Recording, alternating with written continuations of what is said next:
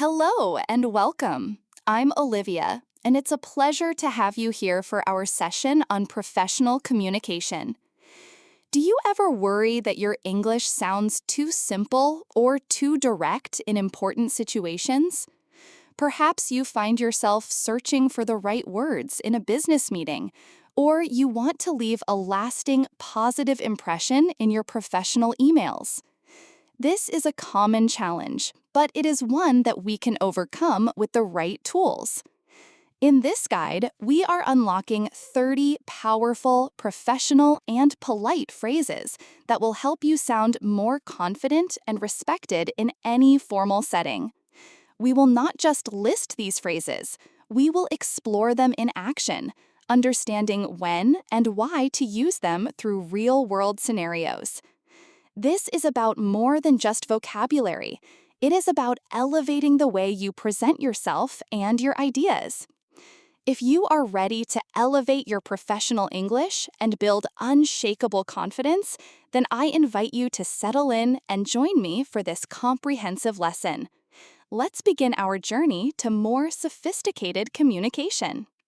We have organized these 30 phrases into 5 logical categories to make them easier to remember and use. Our first category is a crucial skill in any collaborative environment: expressing disagreement politely. Instead of a blunt, "I disagree," which can sound confrontational, let's explore more nuanced alternatives. Our first phrase is, "I see your point, but have we considered?" This phrase is brilliant because it first validates the other person's contribution before you introduce your own idea. It shows you are listening. For example, in a team meeting, you might say, "I see your point about the budget constraints, but have we considered a phased approach to the project to manage costs?" The second phrase is, "I have a slightly different perspective on this." This is a gentle yet clear way to signal that your opinion differs without being aggressive. Imagine a colleague says, "We should launch the marketing campaign immediately." You could respond with, "I have a slightly different perspective on this. Perhaps waiting until after the holiday season would give us a larger audience." Third, we have, "That's a valid point." Another way to look at it could be, similar to the first phrase, this one acknowledges the value in the other person's idea before you offer your alternative. It fosters collaboration. For instance, "That's a valid point about the user interface being very simple." Another way to look at it could be that its simplicity makes it more accessible for new customers. Our fourth phrase for polite disagreement is, "I understand where you're coming from. However," this phrase expresses empathy and shows that you have considered their viewpoint, which is key to maintaining a positive relationship. In a discussion, you might use it like this: "I understand where you're coming from regarding the tight deadline. However, I believe taking an extra day for quality assurance will prevent issues later on." Fifth in this category is, "I'm not entirely sure I agree with that assessment." This is a slightly more direct, yet still very professional way to express disagreement. It is useful when you need to be clear about your position. For example, "Thank you for the analysis. I'm not entirely sure I agree with the assessment that our market share has declined, as our internal data shows steady growth." And our sixth phrase is, "Respectfully, I have a different view." The word respectfully is powerful. It frames your disagreement in a context of professional courtesy. You could say, "Respectfully, I have a different view on our pricing strategy. I believe a premium price point would better reflect our product's quality." Now, let's move to our second category, asking for something, which covers both requests and asking for information. Instead of a demanding, "I need this," or a simple, "What do you mean?" these phrases add a layer of politeness. The seventh phrase overall is, "Could you please clarify what you mean by?" This is essential when you need more detail and is far more professional than saying, "I don't understand." For example, during the presentation, you mentioned synergies. Could you please clarify what you mean by that in this context? Our eighth phrase is, "I was wondering if you could." This is a wonderfully soft and indirect way to make a request. It sounds less like a command and more like a gentle inquiry. You could use it in an email or conversation. I was wondering if you could send me the report by the end of the day. Ninth, a great phrase is, would you mind sharing the details on? This is a very courteous way to ask for information, showing respect for the other person's time. For example, that project sounds fascinating. When you have a moment, would you mind sharing the details on the key objectives? Our 10th phrase for asking is, could you please elaborate on that point? This is perfect for meetings when you want someone to expand on an idea they have just presented. It shows you are engaged and interested. For instance, you made an interesting comment about our supply chain. Could you please elaborate on that point? The 11th phrase is, I'd be grateful if you could provide some more information. Using the word grateful adds warmth and expresses appreciation in advance, making the person more willing to help. You might write in an email, I'd be grateful if you could provide some more information on the new client's requirements. And the 12th phrase in this category is, do you happen to have? This is a soft and informal way to ask if someone possesses a piece of information or a document, implying that it's okay if they don't. For example, do you happen to have the latest sales figures for the third quarter? Let's proceed to our third category, offering suggestions and feedback. Instead of a forceful, we should do this, these phrases present your ideas as contributions to a discussion. Our 13th phrase is, perhaps we could consider. The word perhaps makes your suggestion sound like a possibility for the team to explore together rather than a directive. You might say, perhaps we could consider surveying our existing customers before launching the new feature.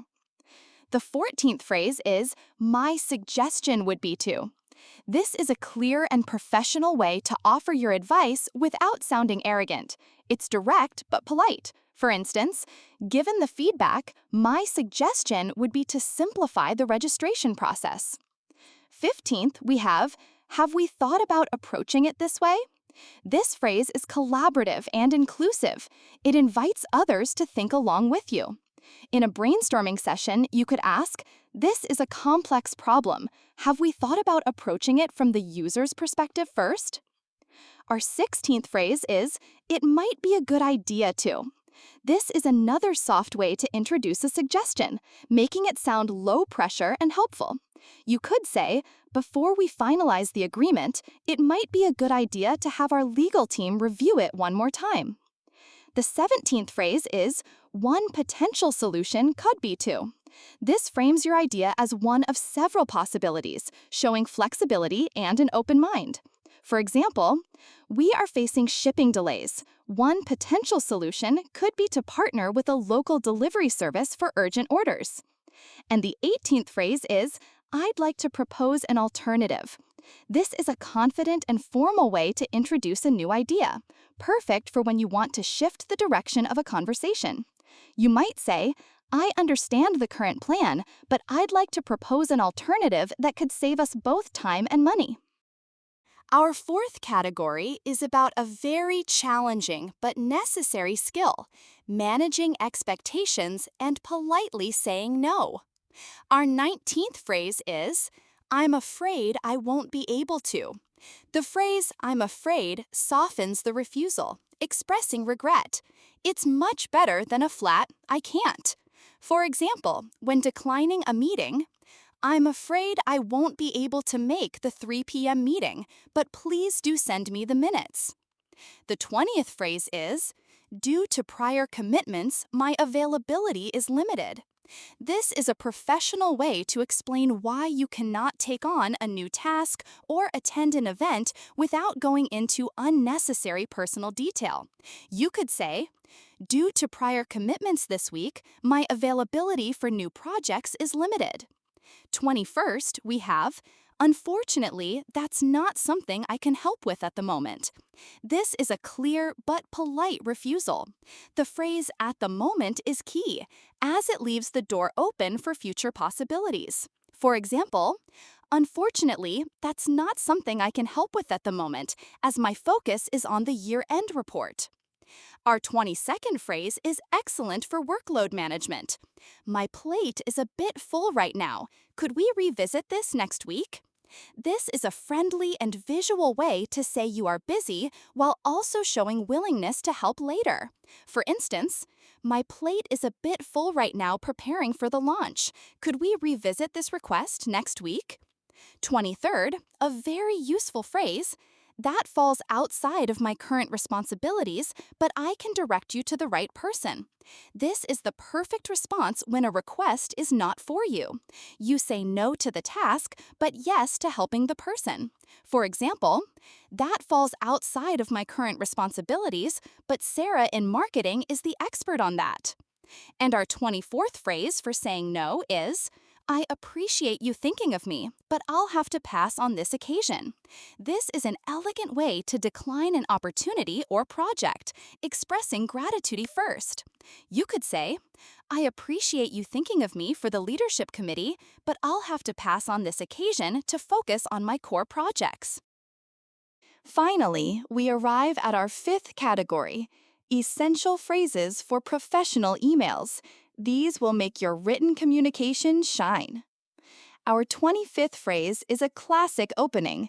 I hope this email finds you well. It's a warm and polite way to begin an email to someone you don't speak with every day, setting a positive tone. Phrase 26 is a staple of good email etiquette. Thank you for your prompt reply. When someone responds to your email quickly, acknowledging it shows you value their time and efficiency. Phrase 27 is a perfect closing line. I look forward to hearing from you. This is a professional and polite way to indicate that you are expecting a response. It is much better than a demanding reply soon. Phrase 28 is for sending files. Please find the document attached for your review. This is the standard, clear, and professional way to let someone know you have included an attachment. Phrase 29 is for gentle follow-ups. Just a gentle reminder about. When you need to remind someone about a deadline or a task, this phrase is polite and non-confrontational. For example, just a gentle reminder about the invoice that is due on Friday. And our 30th and final phrase is, I'm writing to follow up on our conversation. This is a clear and direct opening for an email that refers back to a previous meeting or discussion, immediately providing context for your reader. And there you have it, 30 powerful tools to add to your professional communication toolkit. Using these phrases will not just change how others perceive you, it will change how you feel when you speak English. You will feel more in control, more confident, and more articulate. Now, my advice is not to try and memorize all 30 phrases at once. That would be overwhelming. Instead, choose just 2 or 3 phrases that you found most useful this week. Make it your mission to use them in a real conversation or a real email. True confidence is not built by memorizing lists. It is built through practical application, one small step at a time. Thank you so much for your time and your dedicated attention today. I hope you found this guide to be incredibly valuable for your professional development. Now, I would love to hear from you. In the comments section, please share which of these phrases was new to you, or perhaps which one you are most excited to start using in your own work. Your insights and experiences are incredibly valuable to our entire community of learners. If you found this guide helpful for your career, please consider subscribing to continue learning with us. Thank you once again for watching, and I will see you in the next video.